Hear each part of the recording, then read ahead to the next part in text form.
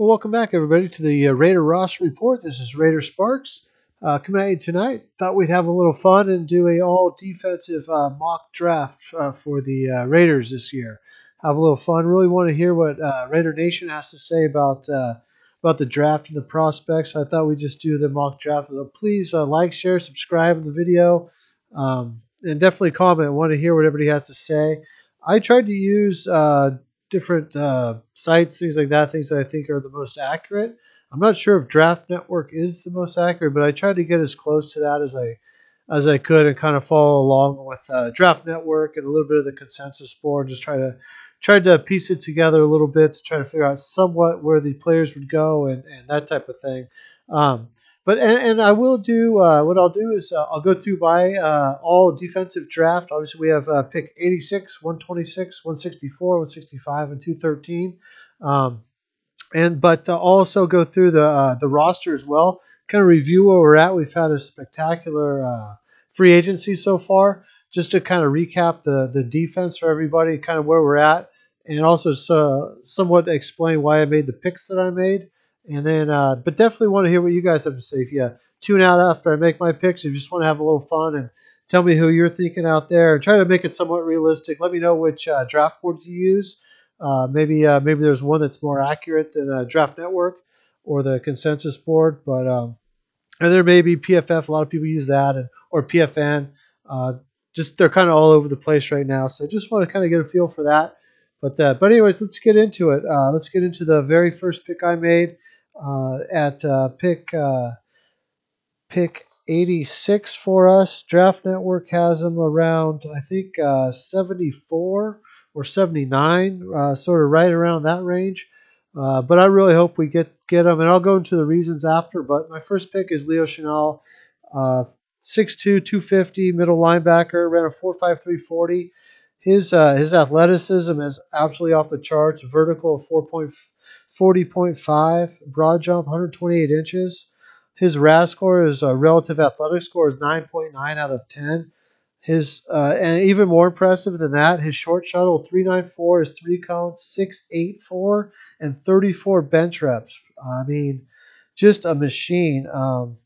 If we look at the NFL Draft Buzz, he had his tackling grade at 92, his pass rush at 100%, run defense 100%, and his coverage percent was only 64% as the game on coverage.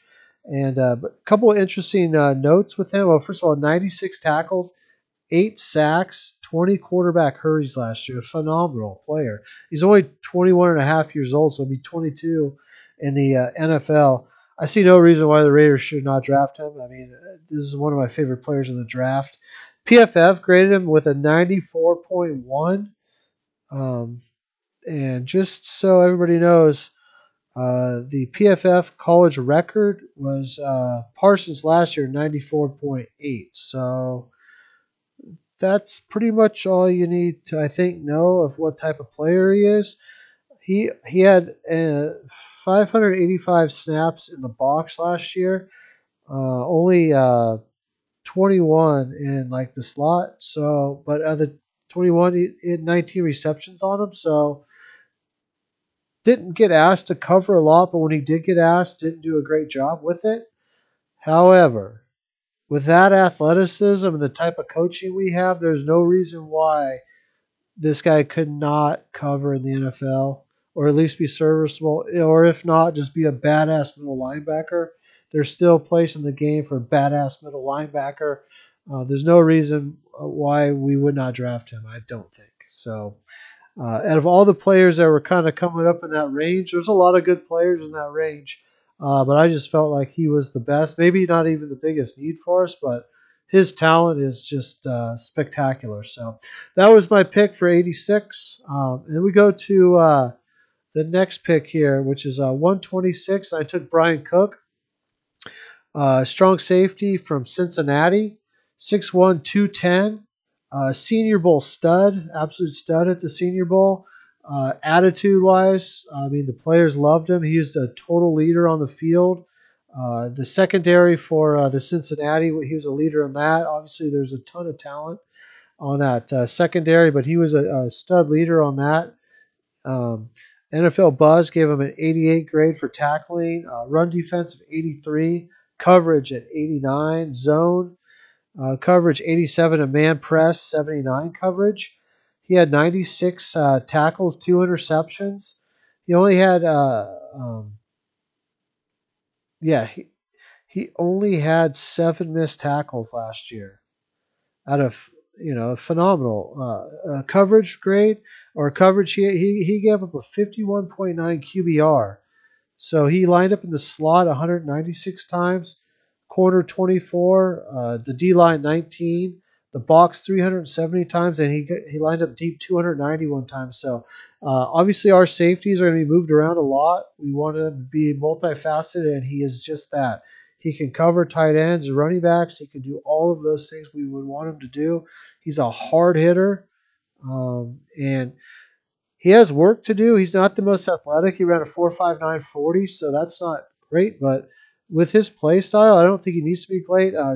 NFL Draft Buzz had him as a in the right system as a strong safety, a possible starter for day one, and I think he is too. Just his attitude, his leadership, what he put on the field. I mean, a 51.9 QBR. He takes great angles. Like I said, he's a big time hitter. People have to know where he's coming from, and he was a stud at the Senior Bowl. So football IQ is very high, and obviously that's what we want as well. So yeah, and Draft Network has him in a 4th round grade too. So this kind of fits where we're at. Everything is there for him except the top end athleticism, but I don't think as a safety you don't quite need that if you're a smart, intelligent player and you hit the way he does. I see no reason why he couldn't come in from day one and do that strong safety spot, or at least be that nickel linebacker we might want. But he can play deep too. He's done it a lot. He showed the ability to do it. He's got a couple picks, so I think this would be a great pick for the Raiders. And then we get into 164, Joshua Williams out of Fayetteville State. Another guy that performed really well at the Senior Bowl and really did a nice job there. Not the fastest, not a burner. 4.53, which is fine, but he's 6'2", 195, so he's got great size. He's got great length, and it shows. 77-inch wingspan, 32 and 3/4 arms, 3 years, 5 interceptions, 22 pass breakups. He's played, first year he played the slot. The next 2 he played outside, so he can do both. That's exactly what we're looking for in a quarterback. He held his own at the Senior Bowl, even though he's coming from a small school. His issues are coachable, some missed tackle stuff, but some of it's form and things like that. He gets a little grabby, little double move type thing, which is concerning. But we're talking about a 5th-round pick here, so I think a lot of his errors and stuff like that are totally coachable. But I mean, he ran a 4.53, 36 vert, which is fine. He had a 10-foot broad jump, or 100-inch broad jump, I guess. He got real fluid hips. He's smooth in his back pedal, so he can play zone. He can play press man. He can do all of those things. I don't see any reason why. In the 5th round, a quarterback right now, I don't think is our greatest need, especially with Gilmore. But would be a tremendous pick for us. So let me know what you guys think so far. Share, subscribe, like. Hopefully you're commenting. Hopefully you put your comments down of the draft that you would want to see. And again, at the end of all this, I'm going to go into detail about the roster and kind of explain my picks to you, so it kind of makes a little bit more sense. But I really like Joshua Williams. Again, terrific. I think he's got a huge upside to be a small school top quarterback in the draft. There's a lot of good small school quarterbacks coming out, and I think Joshua Williams could be him and Zion McCollum. Again, I was trying to pick kind of in the area of where the pick's landing.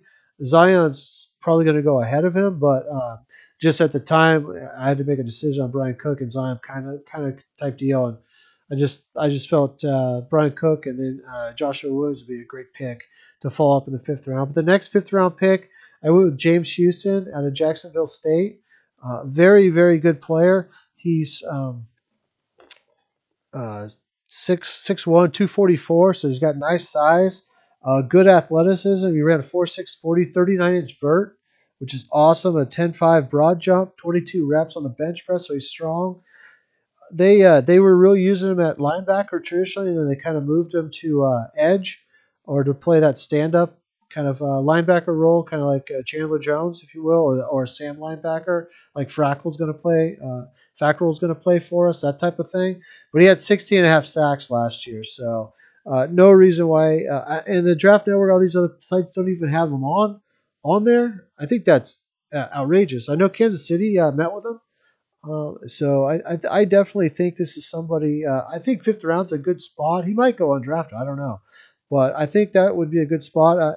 He made his way into the NFLPA Bowl and he kicked ass in the NFLPA Bowl. Very good as a stand-up edge rusher. They play him some at linebacker. He did fine. He went in coverage. You see him here in coverage. That was during the game, and he got a nice pass break up there. So he has the ability to cover as well. That's why I like him kind of maybe as more of a Sam linebacker as well because he can do those things. He got an invite to the Shrine game, and it was funny because in that game they I think all the coaches wanted to see him play a traditional more linebacker role, and he did fine. He took some bad angles, maybe missed a tackle or two. So he's really a raw talent. But when the game went on the line, they moved him to the outside linebacker, and he pressured the quarterback like on all three, first down, second down, third down, and then like the game was over. I mean, he took over the game from the edge. So like when the game was on the line, they knew where to put him. Like they exactly knew. They tried him at that will linebacker or middle linebacker even, and it was fine. Definitely as a raw product, he has the ability to do it, but I just think it would be a great pickup for the Raiders, and I'll explain why here in a little bit. So that's it. And so the next pick, I actually did sort of a 6 round pick. So I have a feeling we're going to make a trade and get another draft pick. I mean, uh, the way our roster is, we need young depth because of how much money we've put out for the next even for next year. We're going to need rookies this year to either come to the team and contribute right away or to be depth to be coming in next year because we're not going to be able to have as much free agency dollars because of what we've kind of spent already this year. So I do think we'll get another one. And Ubana Uzrike out of Iowa State. Now he's raw as well. He's a Senior Bowl guy.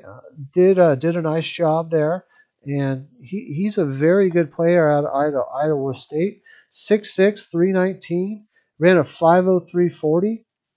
He is 23 years old, but he's got a 78-inch wingspan, arms 35-inch. So I mean, actually, I think his wingspan might be even longer than that. I'm sorry. I'm sorry. Hit way longer than that. Sorry, I was looking at the wrong thing. 85, 5'8" wingspan. So tremendous wingspan on the guy. PFF gave him a 78.4 rating. Tackling or the Draft Buzz Network, sorry, 78.4 rating. Tackling 85, pass rush 77 grade, run defense grade 83. He's got a strong punch. He can handle double teams, which is what we want. He can play nose all the way out to 5 technique.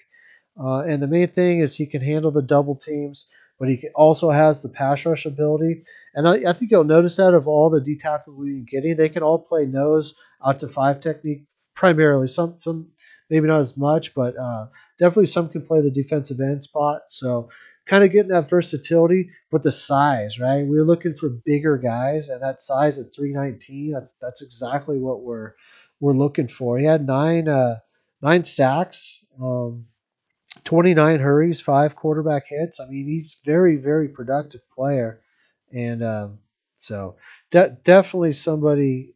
And only he had that in only 345 pass rush snaps. So tremendous upside, raw talent. I mean, those are athletic. Those are the traits you're looking for. At 319, he ran a 5.03, but with an 85-inch wingspan and 35-inch arms. I mean, this is a guy that I definitely think we should get. And the thing is, coaching wise, I mean, he just needs to be coached up. His weakness basically is his plays high. He plays too high. So as soon as coaches get a hold of him, and with the traits that he has, that's something that, and especially in the 6th round, that is something that you get in the 6th round. So absolutely should be the case. And actually, I think I misspoke. He was in the Shrine game. So not the senior. Actually, he might have been the Senior Bowl. Yeah, he was the Senior Bowl. So yeah, that's right. So I just want to make sure all these prospects and stuff like that. So yeah, so definitely, and so with some NFL coaching, I think he's going to be a terrific player. And then the last guy I have in the seventh round. Some have him undrafted, but I have Eric Johnson. And again, here's a guy that went to the NFLPA Bowl and stood out so much they invited him to the Senior Bowl, actually, and did really well there. Very good player. Went to Missouri State. So you notice a trend here. I have a lot of small school guys, or three small school guys, and David said, "Where are these guys coming from?" Right? This is what they do. So I have three bigger school guys, right, and I've got three small school guys, and maybe that's how they're going to draft. So but Eric Johnson, 6'4", 302, 83-inch wingspan. So another guy with long arms, 34-inch and a half arms, 10-inch hands. So he's a big dude. One note I will make with him, he ran a 4.8440. He's the third fastest defensive tackle, only behind Wyatt and Davis. I know Wyatt's about the same size. Davis, obviously, we know he's huge. They ran 4.77 and 4.78. He ran a 4.84, so he's next in line. So he's quick off the line. He also can take on double teams and handle them. He would be a very good three technique for us. He can definitely do that. He in his 5-year career, so he's a little older, and some of these guys I think, Leo Chenal is 21, but Brian Cook, Uzurike, and Johnson, they're all 5-year guys. So a little bit older, so they have the maturity in 5 years. So 131 tackles, 19 and a half tackles for loss, 6.5 sacks. So he played in 42 consecutive games as well. So he's very durable. Again, this is 7th round. But the thing I liked about it, he got better every time. So NFLPA Bowl, he got some coaching, and he kicked ass in the NFLPA Bowl, especially in the practices, and even in the game, he did really well.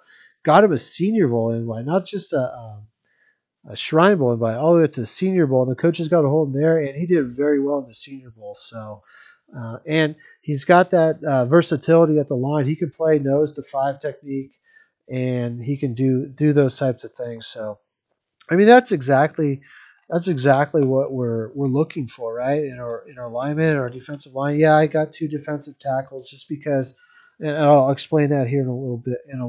So just to give you an idea there. So, anyways, I really think we've got some good players here. I really hope to see your guys' draft if you do an all defensive draft, kind of what that would look like. Kind of cool to see. And did want to go back to Yurizuki. And the one thing, sorry, I can't say his name properly.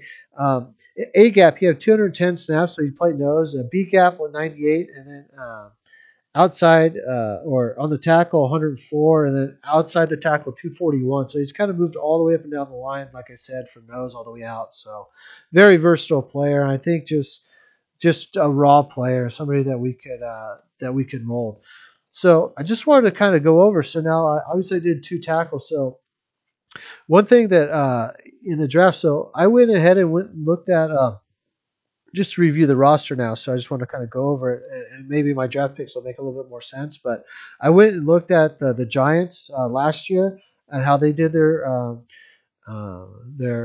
depth chart, and so I just picked a week, and they had 23 players on their depth chart, and they had four defensive tackles. And the some things I will note for the defense. One, if you're a big dude, which he likes to play with a lot of big dudes, you need to command a double team, handle the double team, and if you get pressure, great. If you get a one-on-one matchup, you need to beat it. If you can do those things, you're going to play. And so I hear a lot of the YouTubers and stuff talking about, we have a nose tackle or defensive tackle, and how Farrell's playing D tackle. Grant plays with big guys up front, so there's going to be a nose tackle, yes, and a defensive tackle. Who that nose tackle is, I mean, we have Blind Nichols, who signed 6'3", 302, so he's more of a defensive tackle. He can play nose, and he will play nose, but he is more of a D tackle for us. And by his contract, he's going to get the most playing time. He signed a $11.5 million 2-year contract, so we have him for 2 years, which I love. I wanted more 2-3 year contracts so we can get to the Super Bowl in 2 years.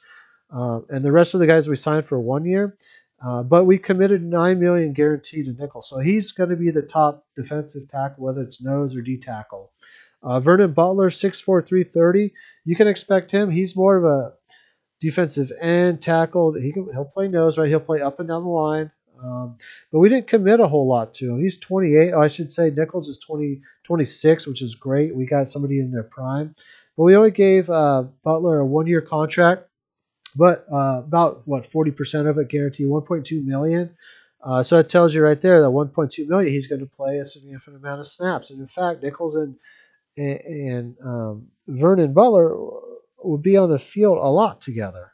Those two will be playing a lot, and then you'll see Max at the defensive end, and you'll see Chandler Jones at the outside linebacker spot. So, and yeah, you'll see Farrell, but we'll get to that in a minute. But so yeah, another big guy, and then Andrew Billings. There was like the first signing they made, 6'1", 328. He's 27, 5 years experience. Vernon has 6 years experience. Nichols 4 years experience. So these guys are all in their prime, right? Billings a 1 year, $1 million contract, but no money guaranteed. So, and then Kyle Petco, 6'1", 305, 29. So he has more 5 years experience, only $900K basically, no guaranteed money. So that's why I went ahead and drafted 2D tackles. So if they can come in and compete with these guys, or maybe we carry a fifth one, but maybe we can get those guys in longer, so we have our 2002 defensive tackles and Nichols and whoever we draft, if that's possible.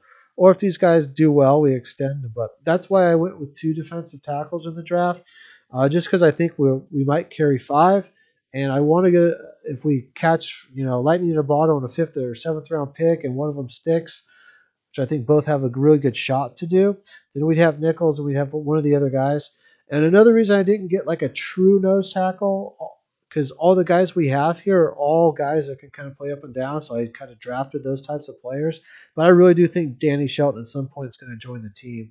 Obviously, he's got Patriot ties, Giants ties. He's played in the system for a while now.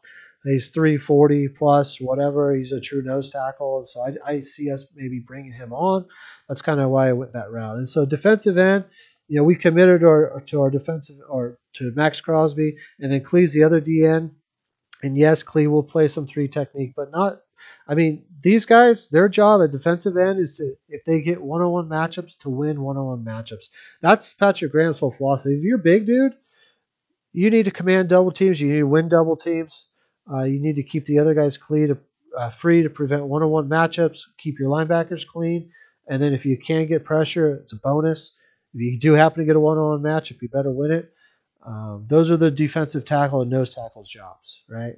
And so defensive tackle, a little bit more pressure, right? They're expected to be more pass rush heavy, but still expected to do those type of things. Nose tackles are your run stopper for sure.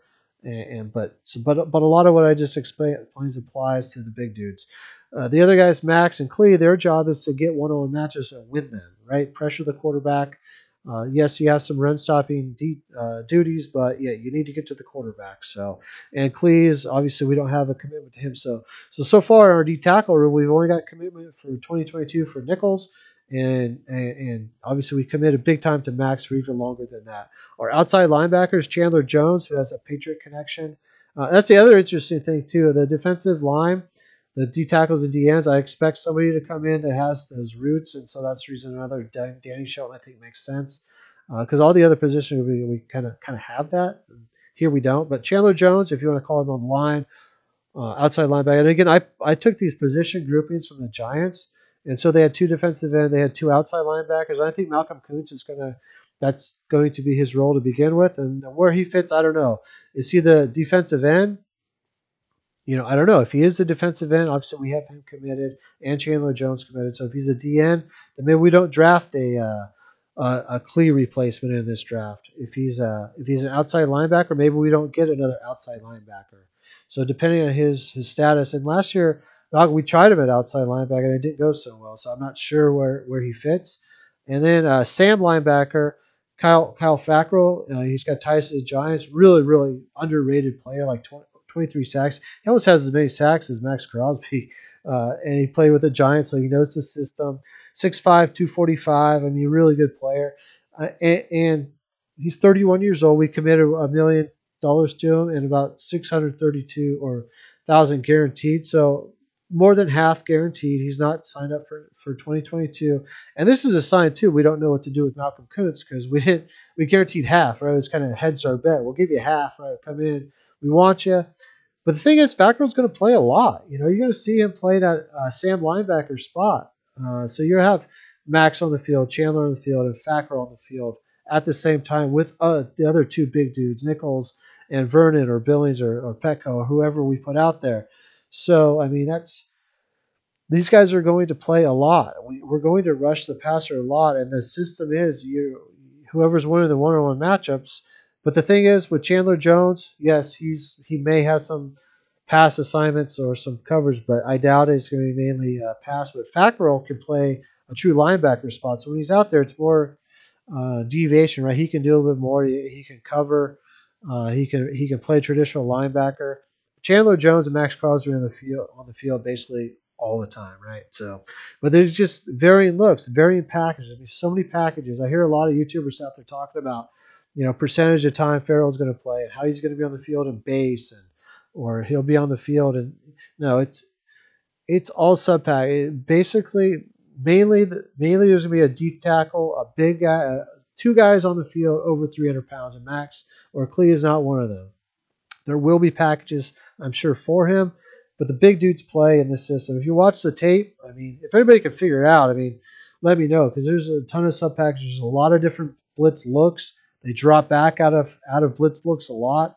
They're in nickel and dime a lot. So a lot of times there's one linebacker on the field and the strong safety is that nickel back or the Abrams or whatnot. So that's kind of the way it looks, and so that's why I went with two D tackles, and why I went with the middle linebackers because our weak side linebackers look good. Devine and Javen, who starts? Probably Javen, I think, but Devine, who knows? I haven't seen Javen's contract yet, but he's 27. I hope it's 2 years so we can keep him. Obviously, we have Devine. But with a middle linebacker, because we did get Kaiser, who I really like. I think he's being underrated by Raider Nation, saying he's a special team. I did too. Then I watched him a little bit more. He's a damn good player. He'll be playing more of that middle linebacker, traditional linebacker role with Perryman and Devine and Javon are the more that if we go back to a 4-3, that weak side linebacker role, if you will, that type of plan. So anyways, that's kind of the role. But neither one of those guys we have signed up for 2022. So Leo Chenal, if he comes in and he is who I think he is, we could even trade Perryman possibly. But I just and then we'd have him sign up for the future. So we'd have, in theory, him as our traditional middle linebacker, or regular linebacker, and Devine as our weak side linebacker, or coverage linebacker, whatever you want to say. And then we'd have two guys there. So we'd have Nichols, Max, we'd have Chandler lined up, we'd have Malcolm lined up for the 2022. We still need another Sam linebacker because Fackrell's only here for a year, maybe hopefully longer. But the weak side backer spot, we'd have Devine. The middle linebacker spot, basically, we'd have Chenal. So I think it makes a lot of sense to make that pick. So now you kind of see where I went with it. Cornerbacks, Trayvon Mullen. So we don't have any of our cornerbacks, even though we signed these guys, and I hope we extend them soon. Trayvon, I think, is on the trade block or the cut block, especially if Gilmore comes in, it's a wrap. I think we saved $2.5 million. So look out. Anthony Avery, I love him. I think he's gonna be great. We gave him like $4.5 million, or $3.3 million guaranteed, or whatever we guaranteed, or $3.9 million contract, 3.4 guaranteed. He's got 4 years experience. He's 28. He's in his prime. 6 foot, 185. Absolute stud. I hope we extend him. Rock Yassin, same thing. I'm not thrilled with his tackling, but he had the 5th highest man-to-man grade. 5'11", 190. He's 26. He's in his prime. He's only costing 2.5 on the cap. 3 years experience. Hopefully we can extend him. No money guaranteed. He's a guy we could do a extension for and actually save some money this year on his contract if we want to. Denarius Phillips, special teamer, punt return, but I think he can do a lot more than that. He's 5'10", 190. You see a trend here. The size is almost almost the same in everybody. 27 years old. I mean, 1.4 million. He's not signed up. 4 years experience. I hope we keep him. And then Cravon LeBlanc, we got him almost right away too. From the he was an expatriate, so he's the patriot in the group. Again, 5'11", 195, 28 years old. Only cost us 935. So Darius and Cravon can play in the slot. Obviously we have Nate too. So if you look at Anthony Averett, Rocky Sin, Darius Phillips, Cravon, and Nate, that's 5 cornerbacks. That's what the Giants kept. So if we keep 6, and maybe Trayvon, maybe LeBlanc goes. I don't know. There's going to be a battle, but I did select a guy because I want another lockdown guy. And again, there's only 23 on the Giants, and I think it's probably going to carry 25, so an extra D tackle, extra cornerback. 25 on the offense, I think makes sense. I think at free agency we've been very balanced. It's been pretty much 50-50. Maybe now the defense might have went ahead a little bit, but I think we've got like 12 ex-Patriots, but maybe 13 by now. And then free safety, Trayvon. Gillespie, we'll see what type of safety he is, where they see him at, but they're both signed up for 2022 already. We got Deron Harmon, who's Patriots, who's uh, primarily been a free safety throughout his career. He's a little older, but the last 2 years, if you just look at his tackling numbers, he's played more strong safety. His tackling numbers went way up for the last 2 years, so definitely a good pickup. So Jonathan Abram and Dylan Levet. So I could definitely see a safety. That's why I got Bryan Cook at that strong safety spot, because Abram and Levet, we don't have them the next couple after the season. Jonathan Abram, obviously, if Honey Badger comes in, I think he's history. I think Harmon was brought in case Honey Badger does. He can play that strong safety spot for those nickel and dime. If we go with a nickel dime or nickel linebacker type situation, but if we get Honey Badger, it's going to be Abrams and Honey Badger. And if we go to dime and get that nickel linebacker, Harmon will come in. Maybe Tyree will come in. Bryan Cook would be a great addition. We can let it go, possibly save $2.4 million on the cap. Again, Natrell Jameson is another guy we signed right away. We cut him, but he was with the Giants, so he's another piece that was with the Giants as well. So that's really the roster breakdown I have. As far as cornerbacks and the safety play, he plays all kinds of ways. Patrick Graham, you're going to see 3 safety sets. You're going to see 2 highest safeties mainly. Sometimes that box safety, depending on what we do. But there's a lot of different configurations, a lot of multiples, game by game changes, probably half by half or whatever the case may be. But I really want to get some of these guys locked in for 2022, and that's why I think the draft class is important. Obviously, we're not going to draft 6 defensive players when we only have 5 draft picks. It's probably going to be a combination. It's probably be 50-50 if we end up getting a 6th pick of offense and defense. But I just want to give you my guys who I like right now for the reasons I've outlined. I think the guys I outlined, hopefully it makes sense now that I went through the roster, why I picked the guys I did. I think they fit in well. I think Joshua Williams fits in kind of a lot with the quarterbacks that are on the roster right now, size wise. He's maybe a little taller, but same weight, right? He's got that length. He can play inside out. Bryan Cook can play free safety. He can play in the box. He's got that size and strength. Very smart player. Be great addition to our safety group. He's a leader, and so I really like the guys that I have. I have here. Leo Chenal could come in and take over that Perryman role and the Kaiser role, and he could step in as a day one starter if we wanted to maybe trade Perryman to get that 6th-round pick to the Colts.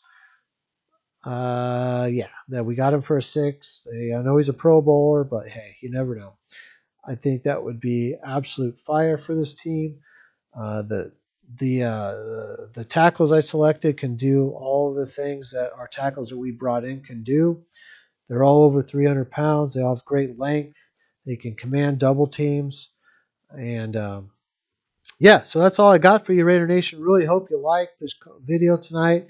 Please like, share, subscribe. Really want to hear what your draft would be, all defensive draft. Let me know which draft board you use or how you came to your selections or where they were selected, because that's important, I think. Because, I could pick a ton of different players. I like a lot of players in the draft, but I have to kind of keep in mind where these guys are going to be drafted at. So, anyways, Hope we get Gilmore. Hope we get Honey Badger. This defense, because those guys were signed for more than 1 year, so those guys would be in our secondary for the next couple of years, and our chance to get to the Super Bowl tremendously increases for next year, and more importantly for the Las Vegas Super Bowl. Again, this defense is on fire right now. If we get those guys, it's lights out. I mean, it's a Super Bowl type defense, I believe. Bring in possibly Danny Shelton. Who knows, Calais Campbell? I don't think it's going to happen, but anyways, a couple guys to keep your eye on. I'm sure there's others in free agency that I'm not thinking of that may come in. Akeem Hicks, I guess. Eddie Goldman, possibly. So there's still guys out there we can get. There's money we can still free up.